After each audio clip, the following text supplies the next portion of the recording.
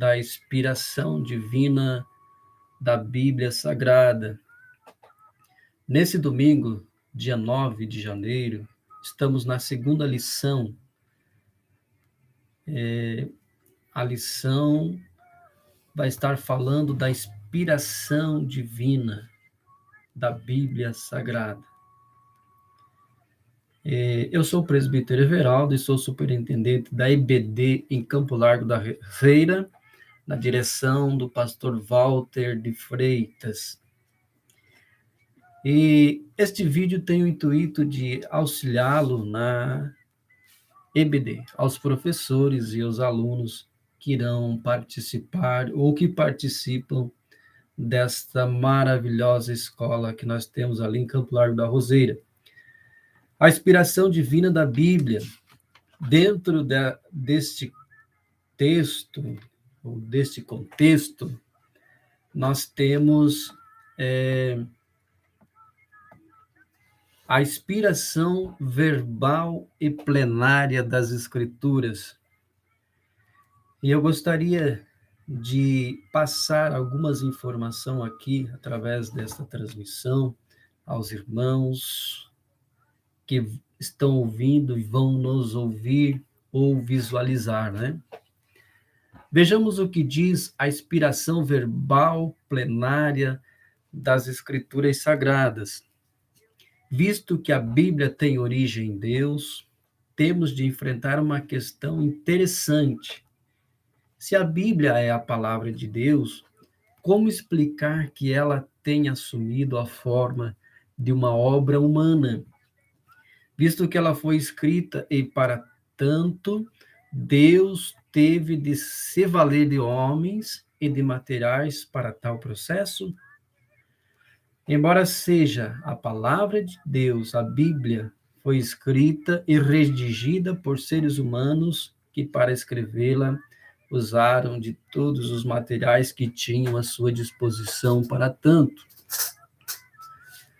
Lembrando-se, aliás, que no tempo da formação dos escritos sagrados não havia o papel material que o Oriente Médio e o Ocidente somente conheceram no tempo posterior à elaboração das Escrituras.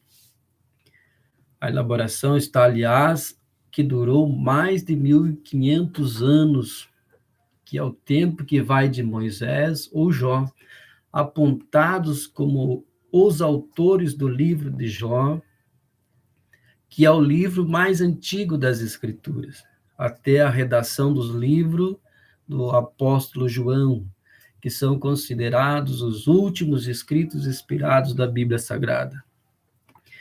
Em primeiro lugar, é interessante notar que Deus não escreveu parte alguma da Bíblia Sagrada. As Escrituras registram que Deus havia escrito as primeiras tábuas da lei, mas elas foram quebradas por Moisés, indignado que estava pela corrupção do povo no episódio do bezerro de ouro. As segundas tábuas, embora lavradas por Moisés, foram também escritas por Deus, mas estas tábuas foram colocadas na arca, ou seja, não podem ser lidas pelo povo. Moisés escreveu o seu teor nesta oportunidade, naquilo que viria a ser o Pentateuco, numa provação de que parte alguma das Escrituras foi feita pelo dedo de Deus. O mesmo devemos dizer a respeito do Filho. Jesus nada deixou escrito, mas tudo o que transmitiu ou fez oralmente, teor este que foi posteriormente lembrado pelo Espírito Santo, para que pudesse ser reduzido a escrito. Vemos, pois, que embora seja a palavra de Deus, a Bíblia não foi escrita em momento algum por Deus, que delegou, pois, tal tarefa ao homem.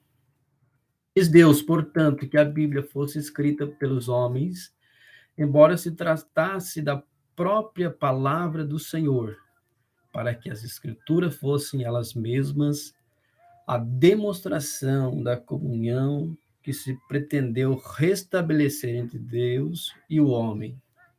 Esta comunhão que em Jesus estava evidenciada pela dupla natureza é um dos aspectos pelos quais as Escrituras são consideradas testemunha do próprio Verbo divino. Assim, pois, como Jesus é homem e é Deus, as Escrituras também são palavra de Deus, mas escrita por homens. Havia, ademais, um propósito divino na redução da sua palavra a escrito. O ser humano depende da memória para guardar tudo quanto lhe é ensinado. A experiência demonstrou que o homem, mesmo antes da queda, era incapaz de guardar em sua memória plenamente o ensino divino, tanto que Eva, ao ser desafiada pela serpente quanto ao ensino divino, não reproduziu com fidelidade. Assim como o homem não era capaz de manter a fidelidade e a credibilidade dos ensinos obtidos pela via oral, bem como por ser limitado quanto ao tempo nessa transmissão, já que pelo pecado estava condenado à morte física, não podendo ensinar senão a algumas gerações seguintes. Imperioso se fazia reduzir a palavra de Deus a escrito, a fim de que houvesse maior credibilidade, pois o que está escrito, está escrito, e o que está escrito não pode ser anulado. Além de a palavra poder ser lida e conhecida de gerações futuras que jamais teria contato com as que haviam recebido a mensagem, superando-se deste modo o limite da morte física dos homens. Mas como pode o homem, cujos pensamentos estão tão distantes de Deus, escrever a palavra de Deus? Reduzir a escrito aquilo que é o próprio da divindade, somente de uma maneira, através da inspiração. Glória a Deus. Aí está um pouco da palavra de Deus, um pouco da teologia da inspiração. Que Deus possa nos inspirar nesses dias em que estamos estudando a sua palavra.